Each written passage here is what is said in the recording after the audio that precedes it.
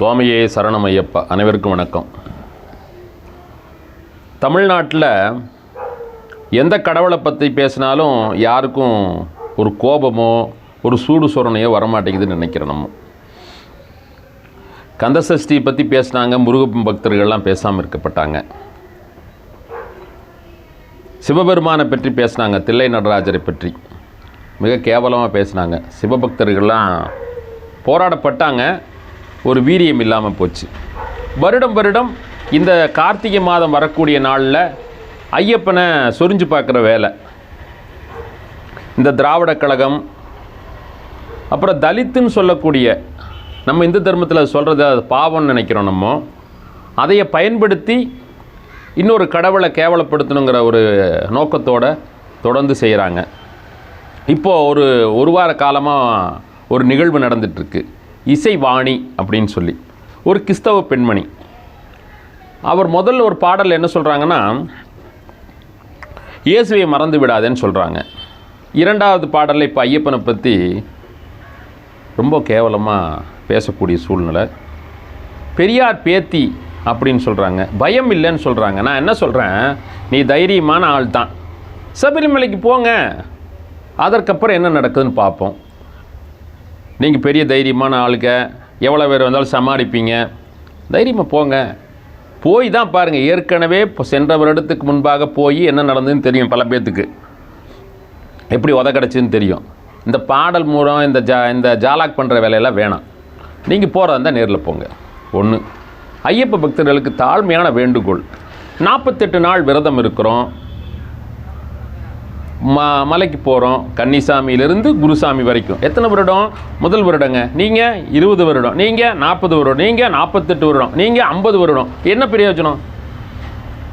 ஐயப்பனோட அருள் வேணும் உங்களுக்கு, ஐயப்பனோட ஆசீர்வாதம் வேணும், ஐயப்பன் மூலமாக வைக்கக்கூடிய பஜனை பூஜையில் எல்லாம் உணவு வேணும். என்ன நியாயம் அதெல்லாம்? ஐயப்பனை பற்றி பேசுனா நீங்கள் வந்து போராட மாட்டீங்க. யாரோ எவனமா சொல்லிட்டு போட்டு நமக்கு எதுக்கு பிரச்சனை? இந்த வாக்கரிசின்னு ஒன்று போடுறது இருக்குது, வாக்கரிசின்னு. அப்போ கட்டில் நம்ம பச்சரிசி அங்கே போட்டு எடுத்துகிட்டு போவோம். இது பல பேர்த்துக்கு தெரியுமான்னு தெரியாது, பல குருசாமிகள் சொல்லி கொடுத்தாங்களான்னு தெரியாது. முன்புள்ள காலத்தில் சபரிமலைக்கு போனால் திரும்பி வர மாட்டாங்க. அதனால் முன்னாடியே வீட்டில் இருக்கிறவங்களாம் வாக்கரிசி போட்டு அனுப்புவாங்க. அதுதான் வாக்கரிசின்னு சொல்கிறது. நமக்கு அதுக்கே தயாராக இருக்கும் பொழுது ஐயப்பனை கேவலமாக பேசக்கூடியவனை எதுக்கிறதுக்கு தயாராக வேண்டாமா? நீங்கள் தயாராகலைன்னு சொன்னால் நீங்கள் போகிறதெல்லாம் வெறும் வீண். மலைக்கு போகிறது வீண், மாலை போடுறது வீண், இந்த வாயில் சரணமே ஐயப்பான்னு சொல்கிறோம்ல அதெல்லாம் வீண் தான். சும்மா பொய் வாக்கு, அதெல்லாம் பொய் வாக்கு. லட்சக்கணக்கான பேர் ஐயப்ப பக்தர்கள் இருக்காங்க, இன்றைக்கி சாரையாக போயிட்டுருக்காங்க. நீ வணங்குற கடவுளை ஒருத்தன் சொல்லி இருக்கிறான்னு சொன்னால் கோபம் வர வேணாமா? அதனால் சொல்கிறது பாருங்கள், அவளை கைது செய்யும் வரை அறவழியில் போராடுவதற்காக நீங்கள் எல்லாம் தயாராக இருந்தீங்கன்னா உங்கள் கூட நான் பயணிப்பேன். வாங்க. என் பேர் ஜெயலேந்திரன், விவேகானந்தர் பேரவை ஹிந்து டெமோக்ராட்டிக் ஃப்ரண்டினுடைய தலைவர். கோயமுத்தூர், கோவை மாநகரில் இருக்கேன். என்னுடைய தொலைபேசி நம்பர் 9994105522. இந்த நம்பருக்கு தொடர்பு பண்ணுங்க. எந்த ஊரில் இருந்தாலும் சரி, அந்தந்த ஊரில் போராடுங்க. முதல்ல என்னைக்கு போராட்ட குணம் நமக்கு வர்றது? 48 நாள் இருந்து போயிட்டு வந்துடலாம், 10 நாள் இருந்து போயிட்டு வந்துடலாம், 2 நாள் இருந்து போயிட்டு வந்துடலாம், அப்புறம் முடிஞ்சது, ஐயப்பனை மறந்துடுவோம். நம்ம தர்மம் அது. எத்தனை பாடல் பாடுறோம், எத்தனை மனசார கேட்குறோம், மனமுருகி பாடுறோம், மனமுருகி கேட்குறோம். என் புள்ள குட்டி நல்லா இருக்கணும், என் தொழில் நல்லா இருக்கணும், எனக்கு ஆயுள் இருக்கணும், ஆரோக்கியமாக இருக்கணும், எல்லாமே கேட்கணும். ஐயப்பன் இருக்கணும்ல. நீ ஐயப்பனை ஒருத்தர் கேவலமாக பேசுகிறான், முருகனை ஒருத்தர் கேவலமாக பேசுகிறான், சிவபெருமானை பேசுகிறான், நம்ம தர்மத்தை பற்றி பேசுகிறான். என்ன நியாயம் இதெல்லாம்?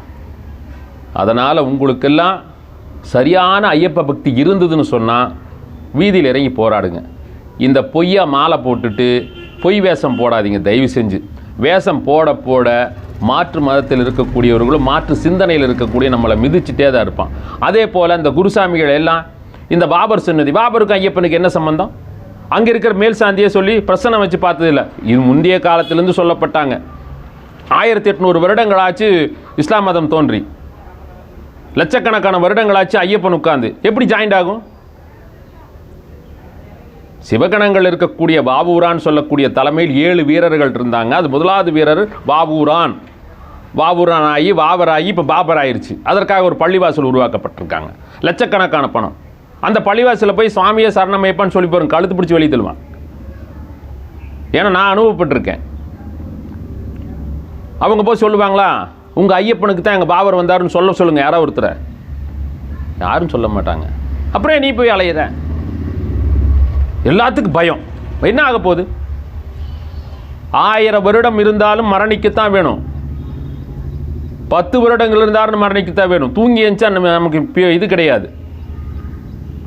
எப்போ இருந்தாலும் போகத்தான் போகிறோம். ஏதாவது செஞ்சுட்டுனாச்சு போங்க, இல்லைன்னா வெறும் பிரயோஜனம்லாம் போயிடும். மேலே போய் கேட்பான். குர்ஆனில் ஒரு வாசகம் இருக்குது, நீ போய் இந்த மதத்தில் இருக்கக்கூடியவங்களுக்கு என்ன செஞ்ச, உன்னுடைய மார்க்கத்துக்கு என்ன செஞ்ச அப்படின்னு சொல்லி. அதே போல் நம்ம தர்மத்துக்கு இருக்குது. மேலே போய் கேட்பார், என்னடா செஞ்ச நீ எல்லாம்? அப்புறம் எங்கேயா நாயா பண்ணி ஏதோ பிறக்க வேண்டியதாக இருக்கும். தெய்வத்தையும் தர்மத்தையும் தாயையும் தாய் நாட்டையும் எவனெல்லாம் பேசுகிறானோ அதற்கு எதிர்ப்பு தெரிவிக்கலன்னு சொன்னால் பாரதியார் சொன்னது போல தான், அணிகொள்வை பிணம் அப்படின்னு சொல்லி. அலங்காரம் பண்ணியிருப்போம், துணி போட்டிருப்போம், ஆனால் பிணமாக இருப்போம். உயிரோடு இருக்கிற பிணமாக இருக்கிறோம் நம்மெல்லாம். முதல்ல இதையெல்லாம் தெரிஞ்சு நீங்கள் நடந்துக்குங்க. ஐயப்ப பக்தர்கள் போராட கற்றுக்குங்க. இல்லைனா தொடர்ந்து இனி வருங்காலத்தில் சபரிமலையே இல்லாமல் போயிடும். ஞாபகத்தில் வச்சுக்கோங்க. நன்றி, வணக்கம்.